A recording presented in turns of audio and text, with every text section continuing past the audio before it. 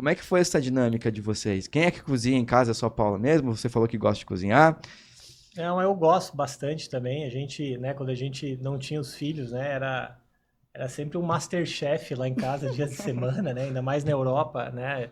Você tem bastante ingrediente acessível, assim, né? Você vai no mercado da esquina, você tem lá polvo fresco, né? Umas coisas Nossa. assim. Então isso te permite, né?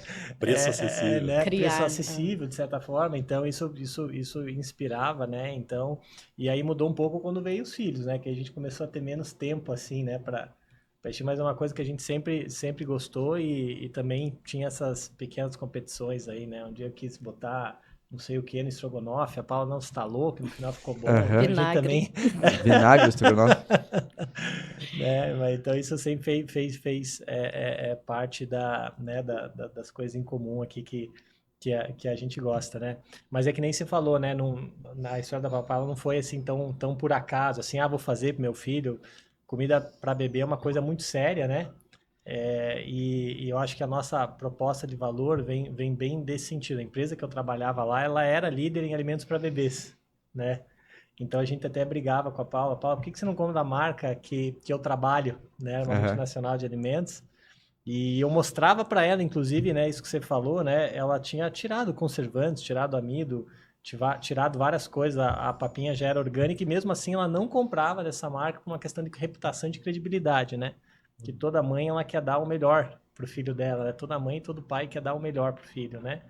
E aí a gente trouxe essa proposta, né, aqui pro Brasil, pensando nessas mães da nova geração, né? Antigamente existia muito essa questão, né? As famílias eram maiores, pegar, por exemplo, dizendo da minha avó, né? Ela casou acho que com 15 anos, né? Com 17 anos teve minha mãe. Hoje em dia as mães elas estão tendo filhos cada vez mais velhas, né? Você vê mãe com 30, com 40 anos, né? E a mulher está cada vez mais inserida no mercado de trabalho, que faz com que ela tenha menos tempo, né? Não são todas as mães que têm esse privilégio e também às vezes não tem essa escolha de ser essa mãe 100% presente, né? E aí ela acaba tendo que compensar essa falta de tempo que às vezes gera uma culpa nela, né? Porque a mãe tem esse instinto, ela nasce com isso, né? De cuidar com os filhos. Quando ela não acaba não despendendo esse tempo, ela tenta compensar dando o melhor para o filho. Então ela compra a melhor fralda, ela compra a melhor forma, compra o melhor alimento, né? E a gente procura oferecer isso, né? O melhor com praticidade, né? Mas A gente sente isso lá em casa hoje, porque o Alex, que é meu filho, tem 1 ano e 9, né? Então, e minha esposa tem muito essa culpa do trabalhar, voltou a trabalhar agora, né? Ainda tá amamentando, daí tem que dar comida. E o papapá veio desde o começo, desde 6, 7 meses, acho que o Alex come papapá, ele consome até hoje com 1 ano Que e legal. 9. E assim, ele adora. Tem sabores que ele não gosta, normal, numa fase, depois outra fase ele sim, gosta. Teve um podcast você comentando isso, né? Aham. Depois você pode falar disso, de como foi a dinâmica que você fez, que Sim. você fez um curso disso, né? Acho que é Fiz legal, pode de dar uma seleção pincelada. alimentar, Isso, isso é E legal. até vai entrar nesse assunto assim, você falou, né, dessa questão de fazer comida em casa, e teve uma época lá na Austrália que o Bernardo era muito difícil para comer. Aham. E ele só comia o omelete que o Léo fazia, lembra? Aham. Então eu lembro que a gente ia sair assim no domingo, o Léo ia lá, fazia o omeletinho dele, botava naquele containerzinho lá, e ele, nossa, ele teve uma fase que ele só comia ovo, né? Que você é fazia. verdade. Aí ele teve a fase só do kiwi. Então, assim, o Léo sempre participou muito, sabe? Dessa questão, assim, também. Participou do meu sofrimento como mãe, da minha frustração como mãe. Então, é legal porque ele tá inserido hoje muito ali, né? Totalmente 100% no dia a dia da Papapai. Mas ele sabe de onde vieram todas as dores, né? Ele participou de todo esse processo também. Então, isso é muito legal. E daí, por conta dessa dificuldade, assim, dele de comer, do Bernardo, eu fiz esse curso daí de seletividade alimentar. E daí foi muito legal. Ele já estava com 2 anos, assim, a gente já tinha voltado para o Brasil. E esse curso me abriu muitas possibilidades. Eu consegui introduzir várias coisas para ele. Couve, tomate, e de uma forma lúdica e muito simples, sabe? E tem coisas que são muito nomes, né? Como aquela maneira que a criança come, que tem um nome em termo inglês para que ela come com a mão e se É o BLW? BLW, né? Baby Led Winning. Então, eu já praticava isso sem saber que isso existia, entendeu? Eu precisava fazer criança comer, eu precisava dar um almoço junto pro outro. Para quem conhece minha história, eu sou pai solo, né? Você foi pai e mãe, né? Pai e mãe, Sabe todos os lados. E aí, o que eu fazia? Eu colocava uma camiseta minha na minha filha e falava, tá aqui o prato, filha. Você come o que você que importa é que você coma. Aí sujava tudo, bagunçava todo o negócio, né? Antes quando eu fui mudar do apartamento onde eu morava antes e foi pra casa que eu fui lá, eu fui dar uma pintada no apartamento onde, quando eu olho, assim, tinha comida no teto, sabe? Porque a criança... Uhum. E é legal o que vocês estão falando aqui, até mesmo, Léo, porque eu e o Rodrigo somos parceiros através de um projeto de rodas de masculinidade que eu comecei a desenvolver. Conheci o Rodrigo lá e abri o convite aqui para ele, pra gente trabalhar nesse projeto. E lá a gente fala muito sobre nosso papel para dessobrecarregar as mães. E para isso a gente precisa entender que o cuidar não é feminino, o cuidar não é masculino, o cuidar é humano, né? Uhum. Que nós homens, quanto mais envolvidos com as atividades do cuidado, não é que a gente fica mais feminino, a gente ganha mais habilidades para o nosso masculino, certo?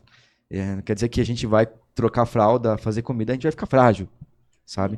Pelo contrário, você vai participar vai ter mais conexão com seu filho, você vai criar várias aberturas de consciência, e mais importante, você vai virar uma referência muito importante para o seu filho quando ele crescer e lembrar que o pai trocava fralda, que o pai lavava a louça, que o pai cuidava da casa, e que isso não é só coisa de mulher. O pai cuidava, né? Cuidava. E o pai não ajuda, né? O pai não ajudava a cuidar, o pai, né? E assim por diante. E eu até conversando com a Paula aqui antes de vir pro podcast, falei assim, vou colocar o Léo numa saia justas lá, sabe? Quero ver se ele sabe mesmo. Aí eu falei assim, vou perguntar pra ele quanto calça o Bernardo. Quanto calça o Bernardo, Léo? Bernardo é 32? Aham, acertou. Vou comemorar com você que é honra masculina. É isso aí, porque é uma das coisas que a gente mais fala, né? Porque os nossos pais envolvidos com quantos quilos o filho tem, quanto calça, o nome da professora, o nome da médica, que série que tá, qual é o tema que ele tá tendo prova, a lição que eles têm que estudar no momento. E assim por diante, essas coisas geram uma conexão muito forte, onde o resultado é famílias mais conectadas, mais felizes, e esse grupinho gostoso que a gente forma, que é a família que a gente tem. E eu acho que até tem algumas referências, e aí até estudos que levam a isso, que a criança, a imagem que ela tem dela é a imagem que ela acha que o pai tem dela, né?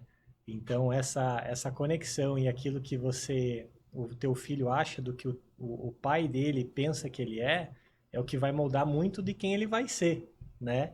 E ele vai ver o que você acha que ele é a partir das suas atitudes, não daquilo que você fala, né? Sim. Então você ter conexão, né, com os filhos, né, é uma responsabilidade, né, muito forte do pai, né, inclusive nesse padrão, né? Então lá em casa, né, eu jamais conseguiria fazer coisas que a Paula faz, né, com os nossos filhos, assim como também na empresa ela teria dificuldade em fazer coisas que eu tenho que fazer, mas nós dois juntos acabamos fazendo papéis que se complementam, e nós dois juntos somos mais do que dois, né? Porque um complementa é um time. Onde o outro é melhor, né? Nesse cuidado. Eu sempre falo que a família é um time, né? E isso envolve os filhos. Os filhos também são jogadores desse time. Totalmente. Sim. Eles são responsáveis pela dobrar sua roupinha. O Bernardo tá com 8, né? O Bernardo vai fazer 7. Vai fazer 7. E aí, então, o Bernardo já tem capacidade de dobrar a roupinha dele, já tem capacidade de colocar o tênis no lugar certo, né? E aí vai da gente dar essa abertura para ele fazer. Só que a gente também acredita que amar é também ultrapassar o limite e tirar a autonomia, sabe? As crianças, né? Então, isso tem muito na minha formação como educador parental, que fala sobre as crianças precisam se sentir pertencente àquela família e importante para aquela família. Totalmente. E isso gera uma saúde emocional para a criança muito grande, porque ele não precisa ficar validando com o seu pai o que ele é, ou o que ele faz, o que ele acha, porque ele sabe o significado dele dentro da família.